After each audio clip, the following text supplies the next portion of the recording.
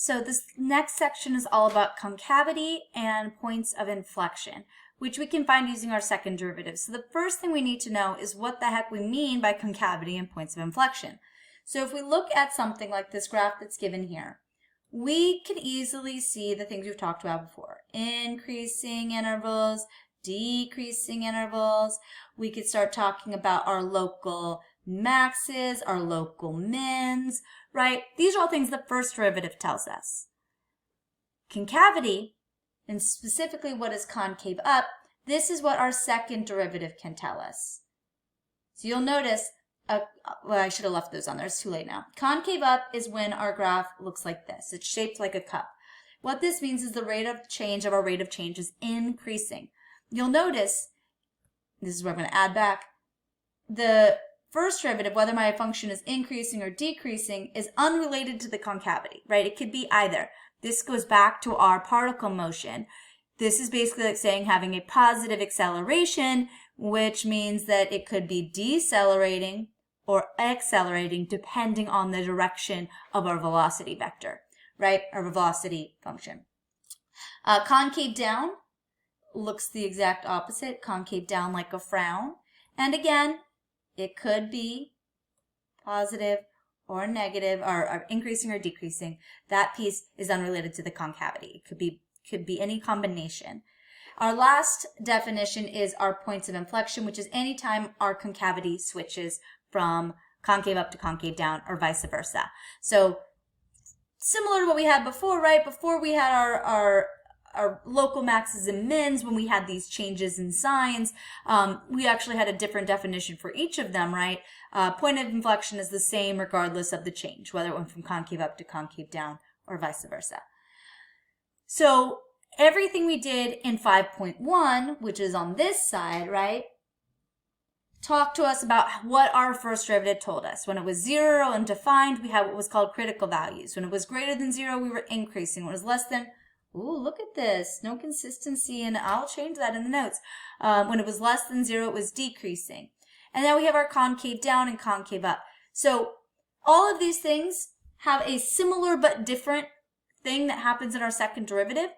Second derivative 0 or undefined, this is a possible point of inflection. So for an example of a point of inflection where our second derivative will be undefined, look at something that's not differentiable, like an asymptote, right? An asymptote would be not differentiable wherever we were. So if we had a function like our reciprocal function or something similar, right? You look at this function, it's concave up to the left of the asymptote, the one I've drawn at least, and it is concave down to the right of the asymptote. So we have a switch in concavity at that asymptote. And you can imagine if we're dealing with something like a reciprocal function or a rational function, when we do that quotient rule twice, we're going to end up having that thing down there to the 4th power. So you can imagine that, of course, this would still be a DNE in my second derivative because it was a DNE in my first derivative, or undefined. I don't, like, he's also switched to DNE instead of undefined. Look, I can't handle these inconsistencies. Brian, I love you, but these notes, my buddy.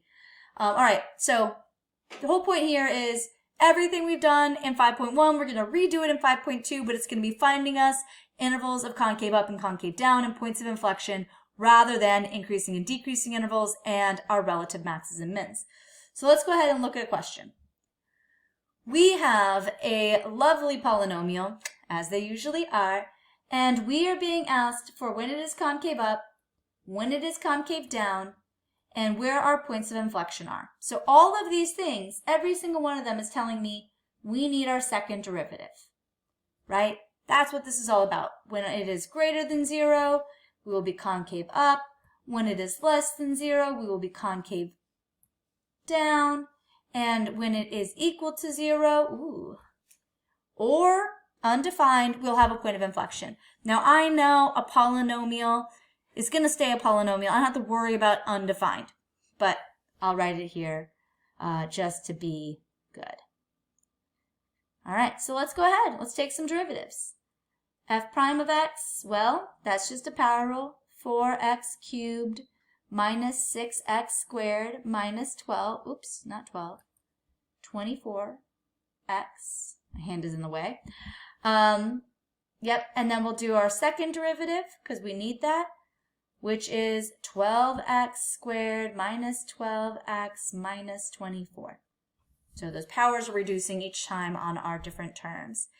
Okay, so we need to make a sign table. If we're going to make a sign table, we need zeros or a factored version that will give us our zeros. So I'm just going to go ahead and factor out this thing, knowing that it's going to kind of give me a little bit of everything I need. You can pull a 12 out in front or divide by 12, but I'll be good. X minus 2. And then I'll factor because, as you know, most things in calculus magically factor, even though that's not real life. All right, and so we have our second derivative. And we could go ahead and make ourselves a beautiful sign table or number line. So it looks like we have a 0 at -1 and another one at 2. These are potential points of inflection. They're not critical values because we're in second derivative land. They're not points of inflection yet until I confirm the sign changes.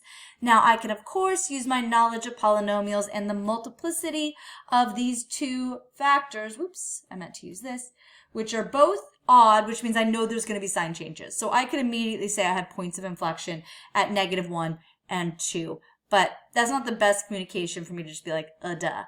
So let's finish my sign table.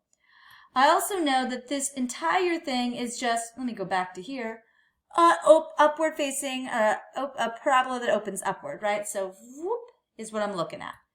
So if I'm thinking about this, it is this second derivative, which I will label this number line. My second derivative goes from positive to negative to positive. And I am going to go ahead and say, well, if it's positive, that means we're concave up. Concave up. I'll even write it here. Oops. Concave up. Concave up. And in the middle where we're negative, this is where we would be concave down. Okay, so we could write these out. Let's see. We are concave up. And it did say open intervals, so I don't have to worry about whether or not we'd include the 0 on the concave up and down ones. He left off the equal to after having that entire giant paragraph in the 5.1 notes here. So now I'm just confused again. But we're concave up on -infinity to -1 or from 2 to infinity. Okay. We are concave down. I was like, I'm cheating, and I just momentarily looked at an answer key that is wrong, and I felt like I was being bananas. But I'm like, nope, this answer key is wrong. I am not wrong. This answer key is wrong. It has the concave up and concave down reversed, which doesn't make any sense unless, nope, I didn't lose a negative. I'm feeling pretty good about my work. So we're concave down on that section. And then we could say our points of inflection are